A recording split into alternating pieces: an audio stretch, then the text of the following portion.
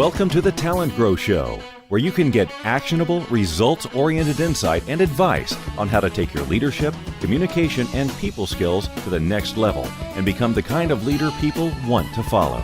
And now, your host and leadership development strategist, Halelly Azulay.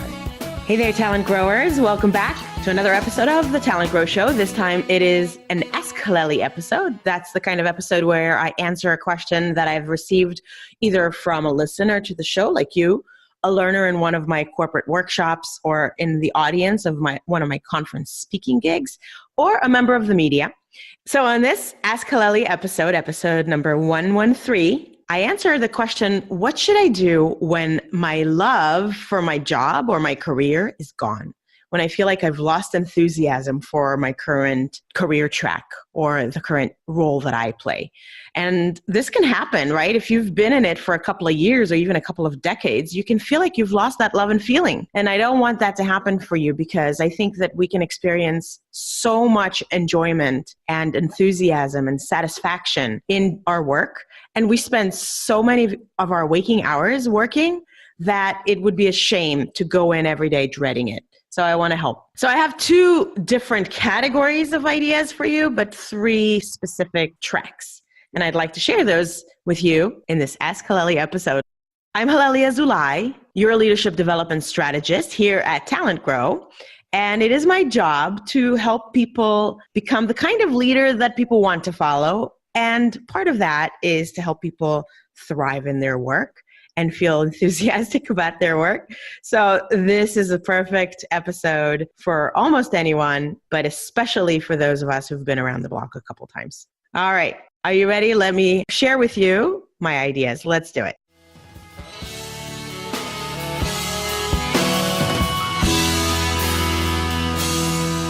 The way I see it, there are really only two general options. Either you change something about how you work in your current job or in your current career, or you have to change something about where you are. You have to change careers or change jobs. Really, these are the only options, okay? So I'd like to dig into each of these options, the stay options and the go options. So the stay options. If you want to stay in your current job, in my opinion, it is not acceptable for you to dread going to work every day. It is not acceptable for you to hate your job. It is not acceptable for you to think that you just have to drudge through it and wait for the time you can retire. I think that's just awful. So if you're going to stay, you have to change something about how you work so that you can get that love and feeling back. So I think that you need to shift how you view it. You need to shift your perspective, or you need to shift what you get out of it or what you look to get out of your work. And that can help you regain your enthusiasm and enjoyment from your work. So to thrive, in my opinion, you need to feel like you're growing. In fact, it's not just my opinion, but lots of surveys out there show that people leave jobs when they feel like they're no longer growing and learning. And a lot of times this can happen to you when you've been in it for a while. You have gained a certain level of mastery. So once you're in that level of mastery, there isn't that challenge anymore.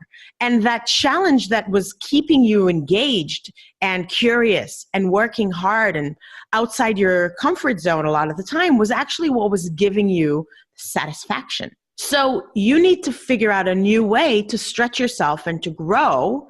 And that can rekindle that sense of enjoyment in your work.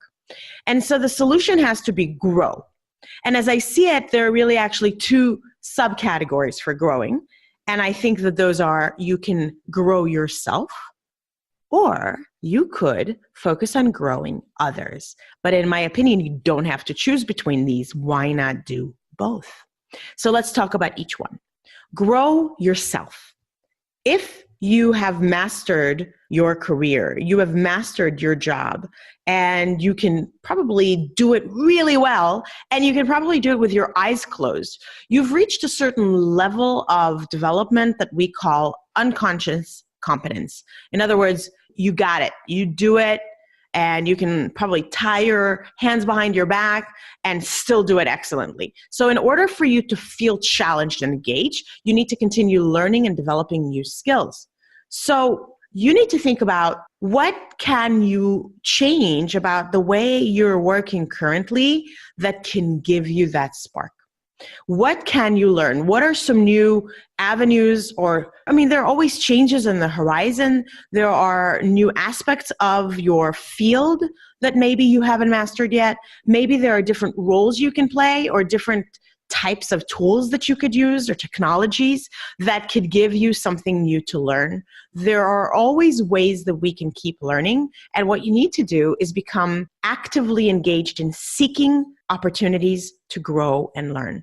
And you will get two different side benefits from this. First of all, it's going to make you more interesting and valuable to your current employer, but also to potential new ones. Even if you decide down the road that you want to change jobs, you want to change your career, growing your skills and knowledge and making yourself more relevant and more upgraded will make you a more value-adding employee. You will become an employee that people seek.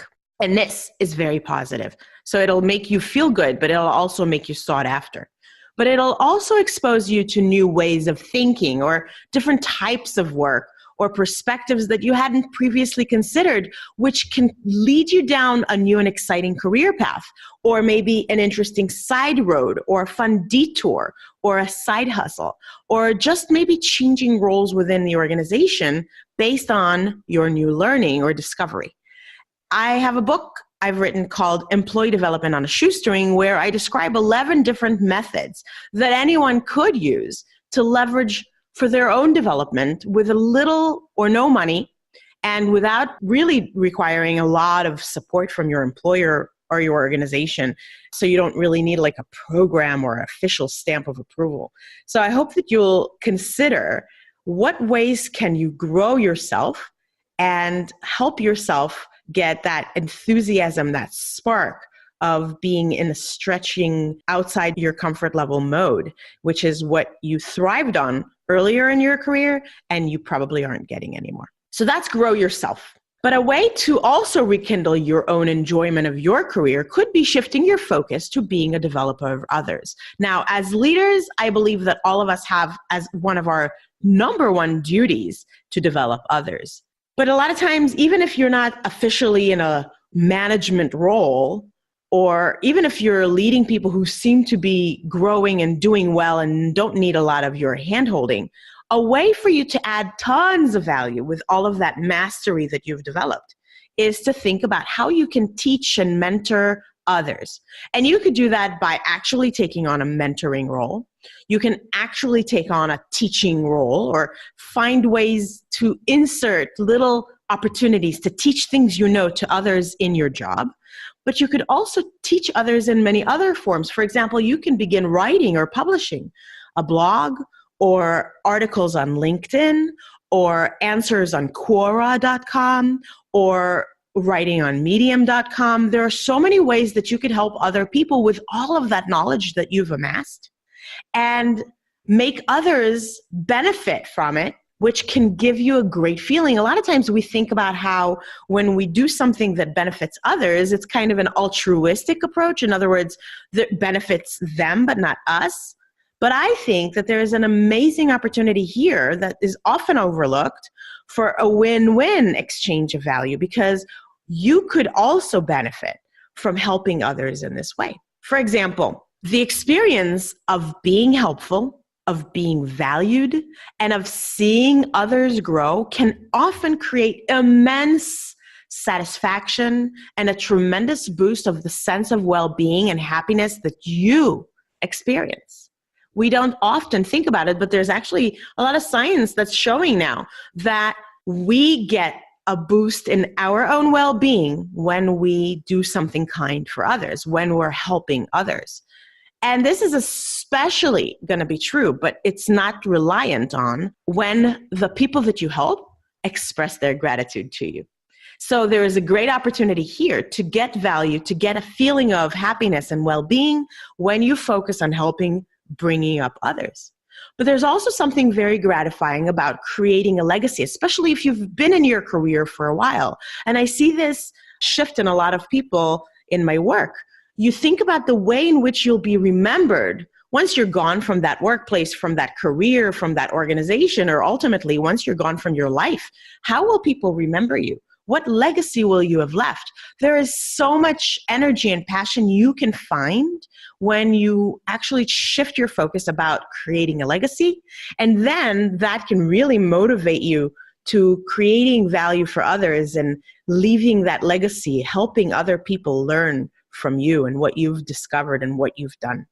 And finally, you'll actually be honing new skills when you do this, right? Remember my first tip about how growing yourself is something that can help you regain that enthusiasm? Well, learning how to be a good mentor, learning what ways are best to teach others, to train others, or maybe learning how to write when you're engaging in writing a blog or podcasting like I am. Whatever it is that you choose to do to share your knowledge with others is actually going to put you in that student mode, in that expanding outside your comfort zone mode, which will help keep you sharp. It will hold your attention and it will create a great sense of challenge and then the pleasure of achieving new milestones. And that will breathe new life into your old job.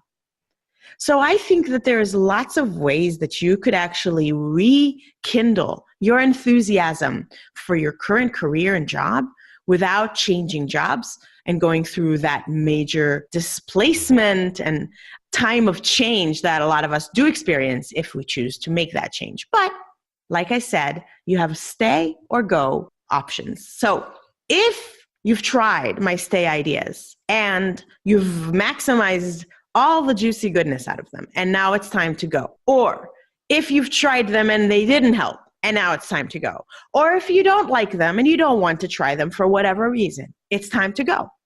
Then you need to think about changing your career or changing jobs.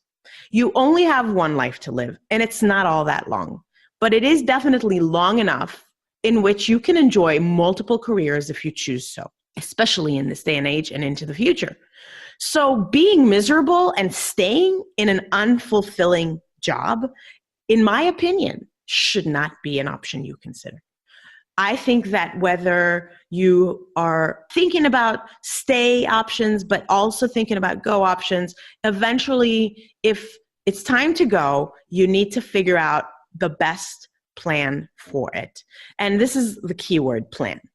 I don't really recommend that you hastily jump out of your day job, because I know that there is a lot of other things that are riding on it. I do not live in a bubble. I know people have responsibilities. They have mortgages. They have things to do that they need to take care of, that they can't just suddenly change careers or change jobs one day. But I think that you need to make a specific time delineated goal for when you'd like to make that transition by, and then reverse engineer from that goal a path towards it.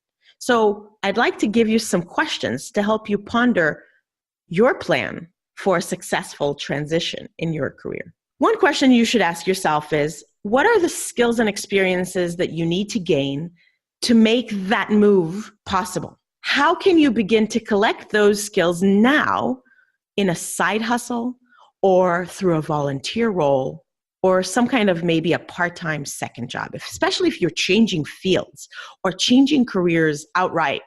You probably can't necessarily get those skills in the current job, although sometimes you could. Sometimes you can get creative. But think about, could you do something that is being done on the side, like instead of watching TV, or maybe shortening your hours and getting all of your work done in less time by being highly motivated, more efficient, and then doing it on the side.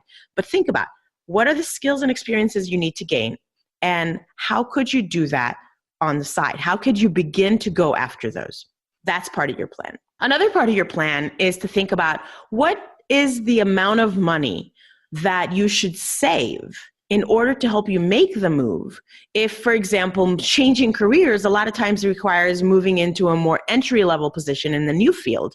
And so right now you're probably in a more senior level position, you probably have a higher paying salary, and you might need to move to a lower paying job in the new field. So what could you do to make a financial plan to help you make that transition? You need to start saving money to give you that cushion so that this is no longer a barrier. you need to start planning that now. How could you start to put money aside? What are some expenses you can cut from your current life to give you that cushion you need to make that transition? And then my third question I'd like you to think about is, who do you know that is already working in that new field or that new type of job? And how can you connect with them or reconnect with them? Because a lot of times they're already in your network, so that you can learn from them. And then start reaching out. Maybe you can do some informational interviews, or maybe you can kind of just stalk. And I don't mean that literally, because it's not nice to be a stalker, but how could you look at their career and learn more from them, like by looking at their social media shares or looking at things that they have written, so that you can glean more insights from them. And then, of course, you can seek them as a mentor. So you can learn from others and shorten your learning curve. Actually, I heard somewhere where shortening a learning curve makes it steeper. So we want to actually lengthen the learning curve. But anyway, if we can put curves aside, you want to create shortcuts for yourself so that you don't have to do things in the longest possible way, but actually in the shortest possible way, in the easiest possible way, in the least painful possible way, so that you can make that transition successful. So changing careers doesn't happen overnight, but I want you to think about this as not an impossible dream, but something you can make a plan and then work that plan.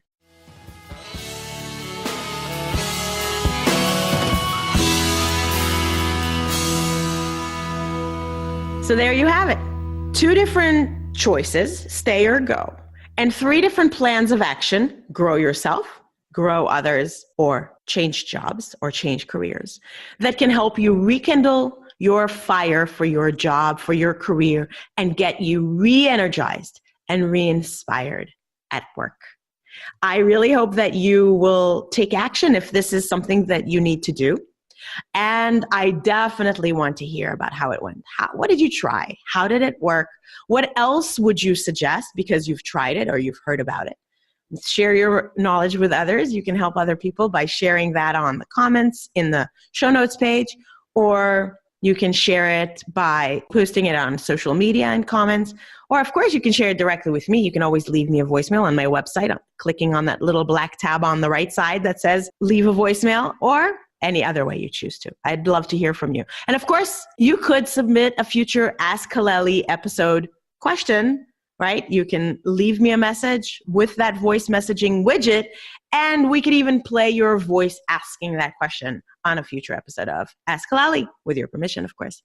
I'd love to do that, so let's get moving. Thank you for listening to another episode of the TalentGrow Show, to an Ask Halelly episode. And I look forward to hearing from you, and I really hope that you'll take action. I really appreciate you listening. I'm Halelly Azulay, your leadership development strategist here at TalentGrow. And until the next time, make today great.